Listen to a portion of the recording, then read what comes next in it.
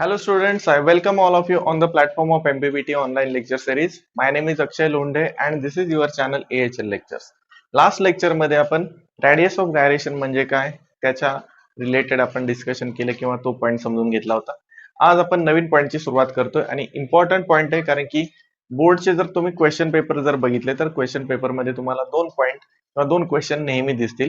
एक म्हणजे theorem of parallel axis आणि दुसरा थेरम ऑफ परपेंडिक्युलर ऍक्सिस. त्यामुळे हे दोन्ही क्वेश्चन तुम्ही व्यवस्थित प्रिपेअर करून ठेवायचे आहेत. तर आज आपण त्यातला पहिला थेरम बघतोय, थेरम ऑफ पॅरलल ऍक्सिस. आता याचं जे स्टेटमेंट आहे ते स्टेटमेंट आपण थेरमच्या एंडला बघूयात कारण की थेरम समजला तरच त्याचं स्टेटमेंट तुम्हाला व्यवस्थित लक्षात येईल. येते लक्षात स्टेटमेंट मी जर सुरुवातीला सांगितलं तर तुमच्या लक्षात येणार नाहीये. ठीक आहे, त्यामुळे आपण प्रूफ बघूयात किंवा हा थेरम नक्की काय सांगतोय ते आपल्याला बघायचं आहे. ठीक आहे, आपल्याला थेरम पाठ करायचा नाहीये, थेरम आपल्याला व्यवस्थित समजून घ्यायचा आहे. ठीक आहे, तर एक रिजिड बॉडी आहे, कन्सिडर ए रिजिड बॉडी. ठीक आहे, एक रिजिड बॉडी कन्सिडर केली तर रिजिड बॉडीचा शेप कसाही असू शकतो. ठीक आहे, आणि या रिजिड बॉडीचं जे मास आहे ते मास आहे सपोज एम इतकं. ठीक आहे, ही रिजिड बॉडी एका ऍक्सिस भोवती रोटेट होते. ठीक आहे, तो ऍक्सिस दाखवूयात आपण. हा आहे तो ऍक्सिस, जो ऍक्सिस की ज्या भोवती ही बॉडी रोटेट होते. आणि हा जो ऍक्सिस आहे, हा ऍक्सिस ओ या पॉइंट मधून काय होतोय तर पास होतो. ठीक आहे, हेच आपण काय करूयात इथं लिहूयात. काय लिहूयात बघा, consider a rigid body of mass M. ठीक आहे, आणि बॉडी या ऍक्सिस भोवती, या फिक्स्ड ऍक्सिस भोवती रोटेट होते आणि जो ऍक्सिस ओ या पॉइंट मधून पास होते. म्हणून काय लिहिता येईल, consider a rigid body of mass M rotating about, बरोबर, this body is rotating about a fixed axis, rotating about a fixed axis passing through. बरोबर, तो ऍक्सिस कुठून पास होतोय तर ओ या पॉइंट मधून, म्हणून लिहितो पासिंग थ्रू पॉइंट ओ. बरोबर, इथपर्यंत लक्षात आलं, समजतंय. काय लिहिलं बघा, consider a rigid body of mass M, त्या बॉडीचं मास एम इतका आहे. ती बॉडी रोटेट होते अबाउट ए फिक्स्ड ऍक्सिस, या ऍक्सिस भोवती रोटेट होते आणि तो ऍक्सिस पास होते पॉइंट ओ मधून. ठीक आहे, अच्छा, या बॉडीचं सेंटर ऑफ मास काहीतरी असेल. सेंटर ऑफ मास म्हणजे काय, ज्या ठिकाणी बॉडीचं मास कॉन्सन्ट्रेट झालेलं असतं. बरोबर, मग इथं आपण काय करूयात, एक पॉइंट घेऊयात ज्या ठिकाणी बॉडीचं मास कॉन्सन्ट्रेट झालंय असं आपण मानूयात. लेट सी, बरोबर, let C is the centre of mass of that body. बरोबर, and this centre of mass is at a distance. हे सेंटर ऑफ मास जे आहे, हे सेंटर ऑफ मास या ऍक्सिस पासून एच इतक्या डिस्टन्स वरती आहे असं आपण मानूया. ठीक आहे, हे डिस्टन्स आहे एच. बरोबर, काय सांगितलं मी, या बॉडीचं सेंटर ऑफ मास आहे सी. सेंटर ऑफ मास लक्षात येते का, जिथं बॉडीचं मास कॉन्सन्ट्रेट झालेलं असतं. कुठं कॉन्सन्ट्रेट झालंय तर या ठिकाणी कॉन्सन्ट्रेट झालं. बरोबर, आणि सेंटर ऑफ मास सी जो आहे तो या ऍक्सिस पासून एच इतक्या डिस्टन्स वरती आहे. म्हणून आपण इथे लिहूयात, let C be the center of mass, C be the center of mass of a body at a distance h. बरोबर, at a distance h from fixed axis. बरोबर, हा जो ऍक्सिस दाखवलाय हा कसला ऍक्सिस आहे तर फिक्स्ड ऍक्सिस आहे असं आपण मानतोय. आणि सी काय तर सेंटर ऑफ मास आहे. सेंटर ऑफ मास या ऍक्सिस पासून एच इतक्या डिस्टन्स वरती आहे. ठीक आहे, आता आपल्याला काय करायचं, अजून एक ऍक्सिस काढायचा आहे जो ऍक्सिस या सेंटर ऑफ मास मधून पास होईल आणि तो ऍक्सिस या ऍक्सिसला पॅरलल असला पाहिजे. ठीक आहे, मग काय करूयात आपण, इथं दाखवूयात तो ऍक्सिस. ठीक आहे, हा आहे तो ऍक्सिस जो कुठून पास होतोय तर ऍक्सिस पास होतोय सेंटर ऑफ मास मधून. ठीक आहे, आणि हा ऍक्सिस कसा दिसतो, या ऍक्सिसला पॅरलल दिसतो. म्हणजे आपण काय म्हणूयात, draw a axis passing through the centre of mass and parallel to the fixed axis. बरोबर, मग इथं लिहूया, draw a axis, draw an axis draw an axis passing through center of mass C and parallel to कोणाला parallel आहे हा axis तर fixed ऍक्सिसला बरोबर parallel to fixed axis. इथपर्यंत लक्षात आलं का तुमच्या? ठीक आहे, इथपर्यंत लक्षात आलेलं असेल तर आता पुढे लक्ष द्या. बघा काय सांगतोय. आपण काय करूयात, या बॉडीचा एक छोटा इलेमेंट कन्सिडर करूयात. काय कन्सिडर करूयात? या बॉडीचा एक छोटासा इलेमेंट म्हणजे खूप छोटा पार्टिकल. ठीक आहे, तो या ठिकाणी आहे. कुठे आहे तो पार्टिकल? तर सपोज कुठेही असू शकतो, कुठलाही पार्टिकल तुम्ही घेऊ शकता. ठीक आहे, तर आपण काय करूयात, या बॉडीचा एक छोटा इलेमेंट कन्सिडर केलाय जो डी या ठिकाणी आहे असं पण मानूयात. ठीक आहे, आणि हा जो छोटा इलेमेंट आहे, या छोट्या इलेमेंटचं मास पण कसं असेल? खूप छोटं असेल. आणि ते छोटं मास जे आहे ते आपण कशाने दाखवणार आहे? तर डीएम न दाखवणार. ठीक आहे, हा छोटा इलेमेंट याचं मास आहे डीएम. जसं खूप छोटा अँगल असेल तर डी थिटा म्हणतो, खूप छोटी लेंथ डीएल म्हणतो आपण, खूप छोटा एरिया आपण डीए ने इंडिकेट करतो. तसं हा छोटा इलेमेंट आहे त्यामुळे त्याचं मास खूप छोटा असेल, ते आपण डीएम ने दाखवूयात. आणि तो ते जे छोटा इलेमेंट आहे तो डी या पॉइंट वरती आहे असं पण मान. मग इथं लिहूयात कन्सिडर ए स्मॉल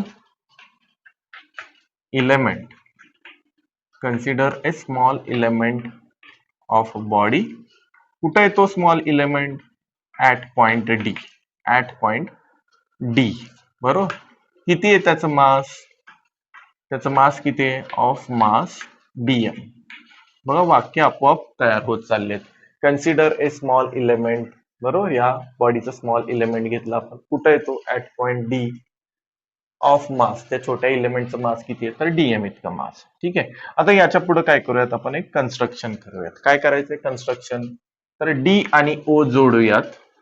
ठीक आहे, डी आणि ओ जोडला. त्याचप्रमाणे डी आणि सी सुद्धा आपण जोडला. तर हे काय मी केलं? कन्स्ट्रक्शन. काय लिहिता येईल कन्स्ट्रक्शन मध्ये? आपण काय केलंय? जॉईन केलंय. काय जॉईन केलंय? जॉईन किंवा join point D to the O, join point D to the C. त्यामुळे मी असं लिहितो जॉईन डीओ अँड डीसी. बरोबर, डीओ आणि डीसी जॉईन केलं. ठीक आहे, किंवा ड्रॉ म्हणलं तरी सुद्धा चालेल. Draw DO and DC. ठीक आहे, आता काय करायचंय आपल्याला? एक परपेंडिक्युलर काढायचा. डी या पॉइंट मधून आपण काय करणार आहोत? परपेंडिक्युलर काढणार आहे, जो परपेंडिक्युलर ओसी वरती असणार. तुम्हाला ओसी एक्सटेंड करावा लागेल. ठीक आहे, ओसी ला एक्सटेंड केलं आणि डी मधून एक परपेंडिक्युलर टाकतो. ठीक आहे, जिथं परपेंडिक्युलर तयार झालाय त्या पॉइंटला आपण नाव देऊयात एन. ठीक आहे, म्हणजेच मी असं म्हणू शकतो ड्रॉ ए परपेंडिक्युलर डीएन. बरोबर, draw a perpendicular DN on OC. Draw a perpendicular DN on OC. बरोबर, इथं लिहूयात आपण अँड ड्रॉ ए परपेंडिक्युलर. कोणता परपेंडिक्युलर आहे तो? डीएन. कशावरती काढलाय? तर ऑन ओसी. ठीक आहे, हे कन्स्ट्रक्शन आपण इथं तयार केलं. ठीक आहे, याच्यामुळे काय झालं? इथं दोन राईट अँगल ट्रायंगल तयार झाले. कोणते? तर डी ओ एन. बरोबर, डी ओ एन आणि डी सी एन असे दोन परपेंडिक्युलर इथं आपल्याला perpendicular triangle right angle triangle इथं तयार झालेले आपल्याला दिसते. बरोबर, दोन राईट अँगल ट्रायंगल आहेत, डी ओ एन आणि डी सी एन. ठीक आहे, यांचा आपल्याला इथं यूज करायचा आहे. बरं, आता इम्पॉर्टंट गोष्ट बघा काय सांगतोय. मला ह्या छोट्या इलेमेंटचा मोमेंट ऑफ इनर्शिया काढायचा आहे about a fixed axis. Moment of inertia of this small element about a fixed axis. या ऍक्सिस भोवती मला मोमेंट ऑफ इनर्शिया काढायचा. कसा काढायचं मोमेंट ऑफ इनर्शिया? आपल्याला माहिती आहे, सपोज हा ऍक्सिस ऑफ रोटेशन आहे, इथं आहे मास सपोज एम. ठीक आहे, या दोघांमधलं हे परपेंडिक्युलर डिस्टन्स आहे आर. ठीक आहे, हे मास या ऍक्सिस भोवती रोटेट होतंय. तर moment of inertia of this mass about this axis कसं काढतो आपण? तर या पार्टिकलचं मास एम आणि त्या दोघांमधलं परपेंडिक्युलर डिस्टन्सचा स्क्वेअर असं काढतो आपण मोमेंट ऑफ इनर्शिया. ठीक आहे. तसं मला या छोट्या इलेमेंटचा मोमेंट ऑफ इनर्शिया काढायचा आहे अबाउट दिस ऍक्सिस. या छोट्या इलेमेंटचं मास आहे डीएम, बरोबर. या छोट्या इलेमेंटचं मास आहे किती, डीएम. आणि हा छोटा इलेमेंट या ऍक्सिस पासून किती डिस्टन्स वरती आहे, तर ओडी इतक्या डिस्टन्स वरती आहे, म्हणजेच ओडी स्क्वेअर डीएम. हा काय मला मिळाला, तर moment of inertia of this small element about this axis. पण हा तर छोट्या इलेमेंटचा मोमेंट ऑफ इनर्शिया. या छोट्या इलेमेंट सारखे असे कितीतरी छोटे छोटे इलेमेंट असतील या बॉडीमध्ये, बरोबर. असे कितीतरी छोटे छोटे इलेमेंट असतील. या प्रत्येकाचा मोमेंट ऑफ इनर्शिया जर आपण जोडला तर त्यालाच म्हणतो आपण इंटिग्रेशन. आणि जर तो मोमेंट ऑफ इनर्शिया आपण जोडला तर आपल्याला या बॉडीचा मोमेंट ऑफ इनर्शिया मिळू शकतो. ओके, मग ओडी स्क्वेअर डीएम म्हणजे काय मिळालं आपल्याला, तर या छोट्या इलेमेंटचा मोमेंट ऑफ इनर्शिया. आणि मी जर याचं इंटिग्रेशन जर काढलं तर मला काय मिळतो, पूर्ण बॉडीचा मोमेंट ऑफ इनर्शिया मला मिळू शकतो, बरोबर. Integration of OD square into DM म्हणजेच काय, पूर्ण बॉडीचा मोमेंट ऑफ इनर्शिया कोणत्या ऍक्सिसच्या भोवती, तर about a axis passing through the point O, बरोबर. म्हणजे इथं आपण लिहूयात बघा, इथं लिहूयात आपण therefore moment of inertia of a body about a fixed axis. कोणता ऍक्सिस आहे तो, फिक्स्ड ऍक्सिस, बरोबर. About a fixed axis. कुठून पास होतोय तो ऍक्सिस, तर passing through point O, passing through point O is काय येतोय तो मोमेंट ऑफ इनर्शिया, आपण त्याला लिहूयात आय ओ, बरोबर. याचा अर्थ काय आहे बघा, moment of inertia of a body about a fixed axis passing through the point O, बरोबर. Moment of inertia of a body about a fixed axis passing through the point O is equal to, कसा काढायचा, total बॉडीचा moment of inertia, बरोबर. पूर्ण बॉडीचा moment of inertia कसा find out करायचा आपल्याला, तर त्या छोट्या इलेमेंटचं मास आहे डीएम, बरोबर. ते छोटं मास त्या ऍक्सिस ऑफ रोटेशन पासून किती डिस्टन्स वरती आहे, तर ओडी स्क्वेअर, बरोबर. याचं इंटिग्रेशन. हे झालं इक्वेशन नंबर 1. हा मिळाला आपल्याला moment of inertia of a body about a fixed axis.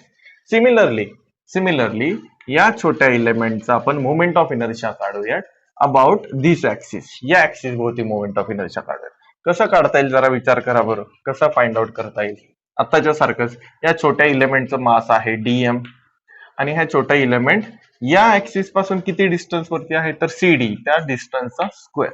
हा काय मला मिळाला, moment of inertia of that small element about the axis passing through the centre of मास. जो ऍक्सिस सेंटर ऑफ मास मधून पास होतोय त्या ऍक्सिस भोवती या छोट्या इलेमेंटचा हा झाला मोमेंट ऑफ इनर्शिया. ठीक आहे. असे छोटे छोटे इलेमेंट जर आपण काय करत गेलो, असे छोटे छोटे इलेमेंट जर आपण कन्सिडर केले, त्या प्रत्येकाचा जर मोमेंट ऑफ इनर्शिया आपण जर जोडत गेलो तर आपल्याला काय मिळेल, पूर्ण बॉडीचा मोमेंट ऑफ इनर्शिया मिळेल, बरोबर. हा आहे त्या छोट्या इलेमेंटचा moment of inertia about the axis passing through the centre of mass. असे बरेच छोटे छोटे इलेमेंट आपण कन्सिडर केले, प्रत्येकाचा आपण काय केला, मोमेंट ऑफ इनर्शिया या पद्धतीने काढला आणि जोडला. जोडतो म्हणजेच लक्षात ठेवा, ही जी प्रोसेस आहे या प्रोसेसलाच आपण इंटिग्रेशन असं म्हणतो, बरोबर. हे जर साइन नसेल तर हा झाला moment of inertia of this small element, आणि जर इंटिग्रेशनचं साइन टाकलं तर हा झाला moment of inertia of whole body about this axis, बरोबर. म्हणजे तिथं आपण काय लिहू शकतो बघा, आता काय केलं आपण, बॉडीचा मोमेंट ऑफ इनर्शिया काढला. हा काय, बॉडीचा moment of inertia about this axis. म्हणजे इथं आपण लिहूयात आता moment of inertia of a body कोणत्या ऍक्सिस भोवती, तर असा ऍक्सिस जो सेंटर ऑफ मास मधून पास होत आहे. So moment of inertia of a body about a axis passing through कुठनं पास होतोय तो, passing through centre of mass, passing through centre of mass. Centre of mass कोण आहे, सी आहे, बरोबर. Centre of mass C is, बरोबर. तो जो मोमेंट ऑफ इनर्शिया असेल त्या मोमेंट ऑफ इनर्शियाला आपण आय सी असं म्हणूयात. याचा अर्थ काय झाला लक्षात येतोय, याचा अर्थ आहे moment of inertia of a body, बरोबर. पूर्ण बॉडीचा मोमेंट ऑफ इनर्शिया, बरोबर. तो मोमेंट ऑफ इनर्शिया आपण कुठल्या ऍक्सिसच्या भोवती कन्सिडर करतोय या ऍक्सिस भोवती, आणि तो ऍक्सिस कुठून पास होतोय तर सेंटर ऑफ मास मधून, म्हणून आयसी लिहिलंय. So IC is equal to काय येणार आहे, इंटिग्रेशन ऑफ डीएम, बरोबर, त्या छोट्या इलेमेंटचं मास डीएम, बरोबर, इंटू परपेंडिक्युलर डिस्टन्सचा स्क्वेअर म्हणजे सीडी स्क्वेअर. सीडी स्क्वेअर हे झालं इक्वेशन नंबर 2. ठीक आहे, इथपर्यंत लक्षात आलं का तुमच्या? आता बस आपल्याला याच्या पुढे थोडं मॅथमॅटिकली सॉल्व्ह करत जायचं. हे दोन महत्वाची इक्वेशन तुमच्या लक्षात यायला पाहिजेत. आपण काय केलं, या छोट्या इलेमेंटचा मोमेंट ऑफ इनर्शिया एकदा या ऍक्सिस भोवती काढला आणि एकदा या ऍक्सिस भोवती काढला, बरोबर. ओके, आता या ठिकाणी दोन राईट अँगल ट्रायंगल तयार होत आहेत. बघा कोणते दोन राईट अँगल ट्रायंगल तयार होत आहेत, एक आहे DON आणि दुसरा आहे DCN. त्यापैकी पहिला राईट अँगल ट्रायंगल DCN आपण कन्सिडर करूया. मग इथं लिहूयात इन ट्रायंगल DCN. ठीक आहे, पायथागोरस अप्लाय करता येईल का या ठिकाणी? कसं अप्लाय करणार, DC square is equal to CN square plus ND square, बरोबर. ठीक आहे, अच्छा. त्याचप्रमाणे दुसरा राईट अँगल ट्रायंगल कोणता आहे तो बघा, इन ट्रायंगल DON, याच्यामध्ये इन ट्रायंगल DON. ठीक आहे, इथं पण पायथागोरस आपण अप्लाय करूया, DO स्क्वेअर, बरोबर, किंवा OD square is equal to असं लिहूयात, OD square is equal to काय लिहिता येईल बघा बरं, ON square plus ND square, बरोबर आहे का? ठीक आहे, OD square is equal to ON square plus ND square. ठीक आहे, अच्छा. ON म्हणजे काय बघा बरं, ON is nothing but OC plus CN, बरोबर. ON म्हणजे OC प्लस CN, म्हणजे इथं लिहू शकतो मी OC प्लस CN, बरोबर, आणि ब्रॅकेटचा स्क्वेअर का करतोय, कारण की इथं ON चा स्क्वेअर आहे. ON म्हणजे काय तर OC प्लस CN आणि ब्रॅकेटचा काय आला स्क्वेअर प्लस ND स्क्वेअर असं येईल. ठीक आहे, जर हे थोडंसं सॉल्व्ह करत गेलो तर आपल्याला कशाची व्हॅल्यू मिळेल, OD स्क्वेअरची व्हॅल्यू मिळेल, बरोबर आहे. ठीक आहे, काय करूया त्याला आपण एक्सपांड करूयात. बघा हा जो ब्रॅकेट आहे याला आपण काय करूयात एक्सपांड, A प्लस बी ब्रॅकेटचा स्क्वेअर सगळ्यांना माहिती असेल, त्याच्यावरून याला एक्सपांड करता येईल. कसं तर OC square plus 2 into OC into CN, OC into CN plus CN square असं येईल, आणि प्लस हा ND स्क्वेअर आहे तसा. काय केलं कळालं का, A प्लस बी ब्रॅकेटचा स्क्वेअर सगळ्यांना माहिती आहे. कसं करतो आपण याचं expansion, A square plus 2AB plus B square, बरोबर. सेम तसंच याचं एक्सपान्शन केलं, OC square plus 2 into OC into CN plus CN चा स्क्वेअर, आणि ND स्क्वेअर आहे तसा लिहिला, बरोबर. ठीक आहे, आता शेवटची टर्म बघा व्यवस्थित, CN square plus ND square काय, CN square plus ND square म्हणजेच काय तर DC स्क्वेअर आहे. म्हणजे काय करतो मी या ठिकाणी ही टर्म काढून टाकतो आणि याच्या ठिकाणी DC स्क्वेअर लिहितो, बरोबर. म्हणजेच काय लिहितं, OC square plus 2OC into CN plus, बरोबर, याची व्हॅल्यू काय आहे DC स्क्वेअर. ठीक, असं आलं. बरं, आता जरा OC म्हणजे काय जरा बघा, OC is nothing but H. OC म्हणजे डिस्टन्स आहे, आणि ते डिस्टन्स कितीने दाखवलंय किंवा किती आहे तर H इतका आहे असं आपण मानलं. म्हणजे OC स्क्वेअरच्या ठिकाणी आपण काय लिहू शकतो, H स्क्वेअर लिहू शकतो. म्हणजेच आपल्याला काय मिळेल बघा, OD square is equal to H square plus परत एकदा इथं 2OC आहे, म्हणजेच OC च्या ठिकाणी H लिहितो, into CN plus DC square, बरोबर. ही कशाची व्हॅल्यू आली जरा बघा बरं, OD स्क्वेअरची व्हॅल्यू. कशाची व्हॅल्यू ही OD स्क्वेअर, आणि OD स्क्वेअर कुठं दिसतोय जरा पाठीमागे बघा, इक्वेशन 1 मध्ये बघा, इक्वेशन 1 मध्ये OD स्क्वेअर आहे. म्हणजेच या इक्वेशन मध्ये मी OD स्क्वेअरच्या ठिकाणी ही व्हॅल्यू काय करू शकतो, टाकू शकतो, आणि मी moment of inertia find out करू शकतो पूर्ण बॉडीज, बरोबर. म्हणजेच काय करूयात, या इक्वेशनची व्हॅल्यू इक्वेशन 1 मध्ये टाकूयात. म्हणून इथे लिहूयात पुट दिस व्हॅल्यू इन 1, बरोबर. म्हणजेच इक्वेशन 1 काय तयार होईल बघा बरं, IO इज इक्वल टू, म्हणजेच moment of inertia of a body about a axis passing through the point O is equal to integration DM into OD square. OD स्क्वेअरची किंमत पहिल्यांदा लिहितो मी ब्रॅकेटमध्ये, H square plus 2H into CN plus DC square. ठीक आहे, ही कशाची value टाकली मी ओडी स्क्वेअरची आणि मल्टिप्लाय बाय काय आहे डीएम आहे. डीएम ने इथं मल्टिप्लाय करतो. बरोबर. अच्छा, आता डीएम ने काय करायचंय प्रत्येक टर्मला मल्टिप्लाय करायचंय आपल्याला. इथपर्यंत व्यवस्थित लक्षात आलं का तुमच्या? ठीक आहे. आता बघा I O is equal to मी काय करतो बघा एच स्क्वेअरला डीएम ने मल्टिप्लाय करतो आणि इंटिग्रेशनचं साईन तिथं पण लावतो. म्हणजे integration of H square into dm plus sign परत एकदा इंटिग्रेशनचं साईन आहे असं लिहितो.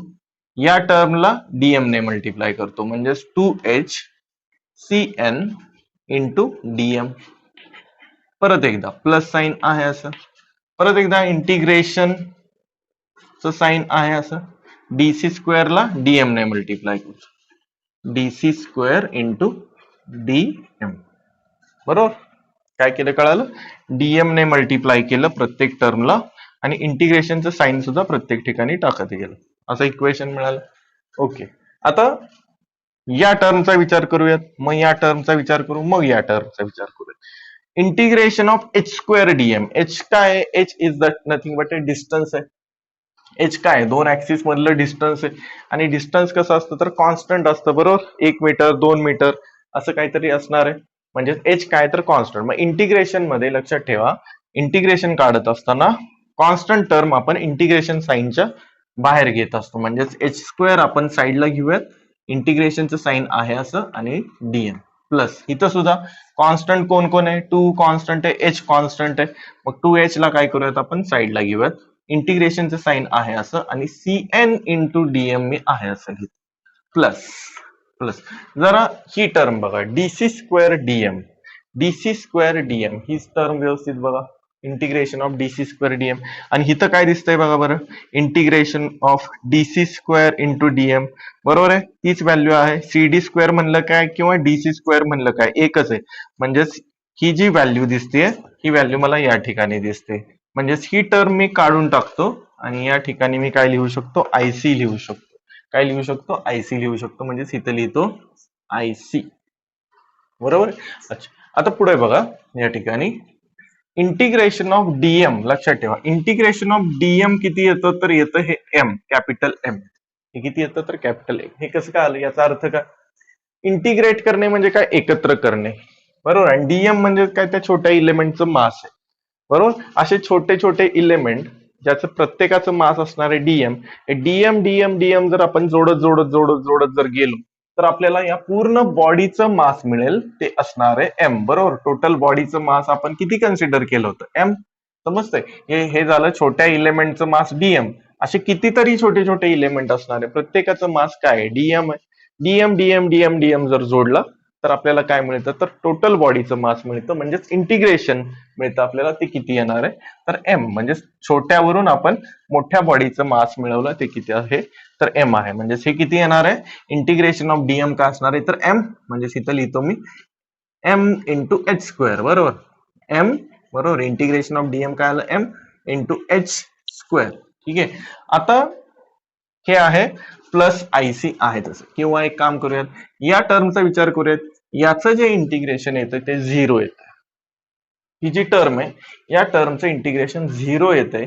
0 इंटू 2h केलं तर 0 येतं. आता हे का 0 येतंय हे मी लेक्चरच्या एंडला समजून सांगणार आहे. ठीक आहे. त्यामुळे ह्या टर्मचं इंटिग्रेशन तात्पुरतं लक्षात ठेवा. या टर्मचं इंटिग्रेशन येतंय 0 म्हणजे हे आलं 0 आणि प्लस आहे आयसी. प्लस आहे आयसी. ठीक आहे.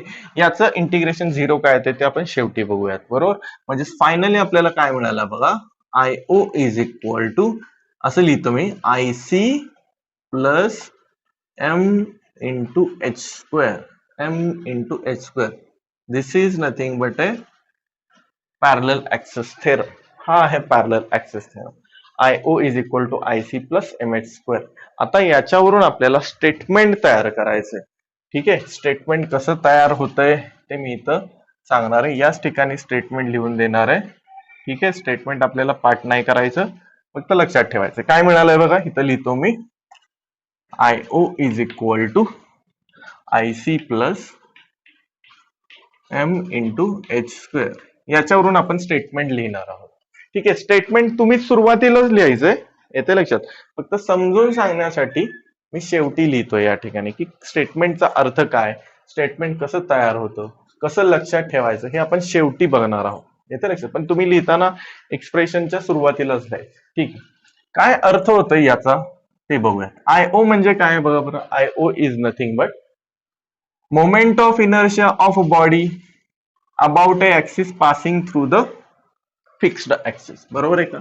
आय ओ म्हणजे काय, moment of inertia of a body about a axis passing through the point O असं म्हणतो आपण त्याला. बरोबर की नाही. यालाच आपण असं पण म्हणू शकतो, I O is nothing but a moment of inertia of a body about a fixed axis. नुसतं एवढं म्हणलं तरी सुद्धा चालेल. बरोबर. मग इथं लिहिता येईल बघा, स्टेटमेंट लिहितो मी. Moment of inertia of a body about a fixed axis बरोबर. याचा अर्थ काय झाला, moment of inertia of a body about a fixed axis is म्हणजे इज इक्वल टू इज काय दिसते तुम्हाला, समेशन आहे. इज सम ऑफ कशाची समेशन आहे, सम ऑफ ही काय आयसी काय बघा बरं. आयसी म्हणजे moment of inertia of a body about a axis passing through the centre of मास. बरोबर असंच आहे. आयसी म्हणजेच काय, moment of inertia of a body about a axis passing through the centre of मास. बरोबर. म्हणजेच ते लिहितो मी, सम ऑफ काय लिहायचं मला, ही टर्म लिहायची, sum of moment of inertia of a body about a axis तो ऍक्सिस कुठून जातोय, पासिंग थ्रू सेंटर ऑफ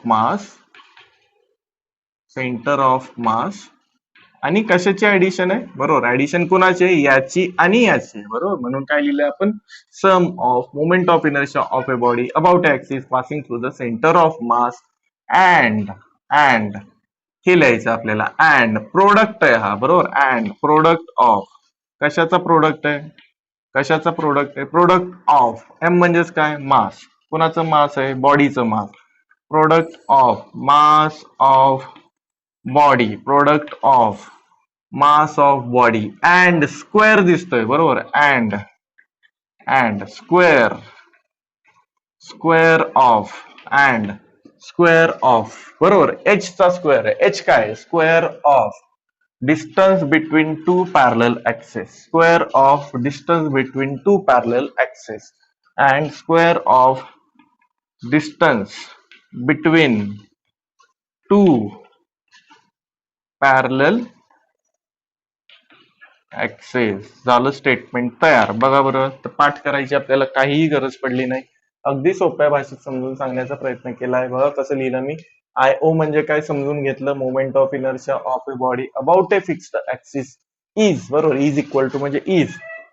बरोबर. इज सम ऑफ कशाचं सम आहे, मला याचा आणि याची समेशन घ्यायची. याला काय म्हणतात, moment of inertia of a body about axis passing through the centre of mass. And मला हे लिहायचं आता, प्रोडक्ट आहे तो, प्रोडक्ट ऑफ. बरोबर. Product of mass of body and square of कशाचा स्क्वेअर आहे, तर एच चा स्क्वेअर आहे. एच म्हणजेच काय, H is nothing but a distance between the two parallel axis. बरोबर. Square of distance between two parallel axis.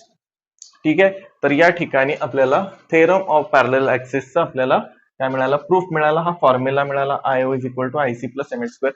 हे एवढं लिहिल्यानंतर तुम्हाला 4 पैकी 4 मार्क मिळून जातील. ठीक आहे. आता फक्त आपल्याला एक टर्म समजून घ्यायची, की याचं जे इंटिग्रेशन आहे, हे इंटिग्रेशन 0 कसं काय आलं ते, हे फक्त समजून घ्यायचं. ठीक आहे. तर पहिल्यांदा तुम्ही हे व्यवस्थित लिहून घ्या, मग मी शेवटी काय करतो, हे काय आहे, हे कसं 0 आलं ते समजून सांगतो. ठीक आहे.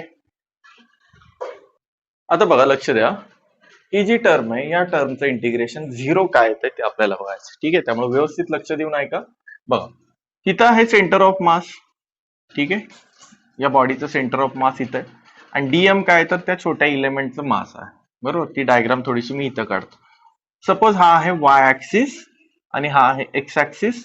म्हणजे सेंटर ऑफ मास कुठे येतो, तर ओरिजिन वरती येतो. बरोबर. समजतंय. वाय ऍक्सिस, एक्स ऍक्सिस, इथं आहे सेंटर ऑफ मास, जो कुठं दिसतोय मला, ओरिजिन वरती दिसतोय. मग मी तीच डायग्राम इथे दाखवतो. हा आहे वाय ऍक्सिस, हा आहे एक्स ऍक्सिस, ठीक आहे. आणि इथं आहे तुमचं सेंटर ऑफ मास, इथं आहे कुठंतरी तुमचं डीएम हे मास, बरोबर, ठीक. मग डीएम हे मास एक्स ऍक्सिस वरती किती दूर आहे, तर एवढं दूर आहे. म्हणजे किती दूर आहे, तर सीएन इतकं दूर आहे असं आपण म्हणतोय, बरोबर. डीएम हे मास एक्स ऍक्सिस वरती एवढं दूर आहे, म्हणजे हे परपेंडिक्युलर डिस्टन्स, बरोबर. डीएम हे मास एक्स ऍक्सिस वरती एवढं दूर आहे, बरोबर. आपल्याला तिथं टर्म मिळाली integration of CN into DM, आणि हे आपण झिरो घेतलेलं आहे, तर हे झिरो काय येते तेच बघतोय, बरोबर. बर, महत्वाचं काय कळलं इथं आपल्याला, सेंटर ऑफ मास आपण ओरिजिन वरती घेतलाय, बरोबर. आता बघा या ठिकाणी दाखवतो मी वाय ऍक्सिस, इथं आहे सपोज एक्स ऍक्सिस. आपल्याला सेंटर ऑफ मास कसं काढायचं ते बघायचं. इथं सपोज आहे एक मास M1, हे M1 मास एक्स ऍक्सिस पासून किती दूरवरती आहे, तर मी मानतो R1 इतक्या दूरवर आहे.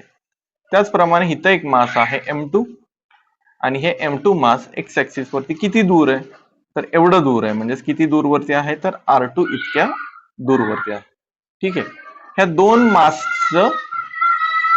मासचं इथं एक काय आहे, तर एक बॉडी आहे, बरोबर. दोन मास पासून तयार झालेली एक बॉडी. या दोन मासचा मग सेंटर ऑफ मास इथं कुठेतरी येईल असं आपण म्हणूया.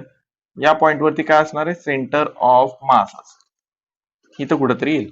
मग centre of mass x axis पासून किती दूरवर येईल, तर एवढा दूरवर येणार, समजतंय का. एवढा दूरवरती सेंटर ऑफ मास येणार, एक्स ऍक्सिस पासून सेंटर ऑफ मास एवढ्या दूरवरती आहे, एवढ्या दूर. यालाच आपण XCOM असं म्हणतो. काय म्हणतो, XCOM. आणि XCOM कसा काढायचा, तर पहिल्या पार्टिकलचं मास इंटू त्याचं एक्स ऍक्सिस वरचं डिस्टन्स म्हणजे R1 परपेंडिक्युलर डिस्टन्स, प्लस दुसरा पार्टिकल त्याचं मास M2, आणि तो पार्टिकल एक्स ऍक्सिस वरती किती दूरवरती आहे, तर R2 इतक्या दूरवर आहे, आणि divide by total mass M1 plus M2. याच्यावरून आपल्याला मिळतो XCOM. XCOM म्हणजेच काय, XCOM म्हणजेच तो centre of mass x axis वरती किती दूरवरती आहे, ठीक आहे. आता मी काय सांगतोय जरा बघा, हा centre of mass suppose origin वरतीच आला असता, जसं इथं आलाय सेंटर ऑफ मास कुठे, ओरिजिन वरती, तसंच हा centre of mass suppose origin वरती आला असता, तर XCOM त्या ठिकाणी झिरो आला असतं की नाही, समजतंय. XCOM त्या ठिकाणी झिरो आला असतं. सेंटर ऑफ मास सध्या मी इथं दाखवलाय, म्हणून XCOM ची काहीतरी कॅल्क्युलेशन करून व्हॅल्यू येईल, 1 मीटर 2 मीटर 3 मीटर. पण suppose centre of mass origin वरती आला असता, तर त्याचं एक्स ऍक्सिस वरचं डिस्टन्स झिरो आलं असतं, म्हणजे हे झिरो आलं असतं. हे झिरो आलं असतं तर M1 प्लस M2 या ठिकाणी होऊन मल्टिप्लाय झालं असतं, झिरो आलं असतं. म्हणजे झिरो इज इक्वल टू काय आलं असतं, M1 R1 plus M2 R2, हे झिरो आलं असतं, बरोबर. आता ह्याला काय म्हणतोय आपण, समेशन. ही समेशन आहे. समेशन म्हणजेच काय, समेशन करणं म्हणजेच इंटिग्रेट करणं. मग हे इंटिग्रेशन आहे, हे कशाचं इंटिग्रेशन आहे, आणि कशाचं इंटिग्रेशन झिरो येते, जरा व्यवस्थित विचार करा. हे इंटिग्रेशन आहे, कशाचं इंटिग्रेशन, तर मास आणि त्याचं परपेंडिक्युलर डिस्टन्स. मास आणि परपेंडिक्युलर डिस्टन्स यांचं इंटिग्रेशन झिरो येते. हे कधी झिरो येतं, तर ज्या वेळेला XCOM झिरो येईल त्यावेळेला. आणि XCOM झिरो कधी येतो, ज्या वेळेला सेंटर ऑफ मास हा ओरिजिन वरती येतो, जसा हिता आलेला, बरोबर आहे. मग या ठिकाणी काय, डीएम म्हणजेच मास आहे, आणि सीएन म्हणजेच काय, परपेंडिक्युलर डिस्टन्स आहे, बरोबर आहे. मग ह्याचं इंटिग्रेशन झिरो कधी येणार, ज्या वेळेला सेंटर ऑफ मास ओरिजिन वरती येणार त्यावेळेला. जसं मी इथं दाखवलं, हा सेंटर ऑफ मास ओरिजिन वरती आला, तर XCOM बरोबर, हा सेंटर ऑफ मास ओरिजिन वरती आला तर हे डिस्टन्स झिरो होणार. हे डिस्टन्स झिरो आलं तर ही समेशन झिरो येणार. समेशन म्हणजेच इंटिग्रेशन आहे. कोणाचं इंटिग्रेशन, तर mass into perpendicular distance, mass into हे परपेंडिक्युलर डिस्टन्स, याचं इंटिग्रेशन झिरो येणार. का झिरो येणार, कारण की या ठिकाणी सेंटर ऑफ मास जो आहे तो ओरिजिन वरती आलाय, म्हणून इंटिग्रेशन झिरो येईल, ठीक आहे. तर या ठिकाणी तुम्हाला व्यवस्थित समजून सांगण्याचा प्रयत्न केलेला आहे. येथे लक्षात, पॅरलल ऍक्सिस थेरम तुम्हाला जर व्यवस्थित समजला असेल तर व्हिडिओला नक्कीच लाईक करा, जास्तीत जास्त लाईक करा, जास्तीत जास्त मुलांना शेअर करा. त्याच्यानंतर चॅनलला सबस्क्राईब केलेलं नसेल तर चॅनलला सबस्क्राईब अवश्य करा. येते लक्षात. आजचं लेक्चर मी इथंच थांबवतोय, तोपर्यंत स्टडी करत राहा. All the very best.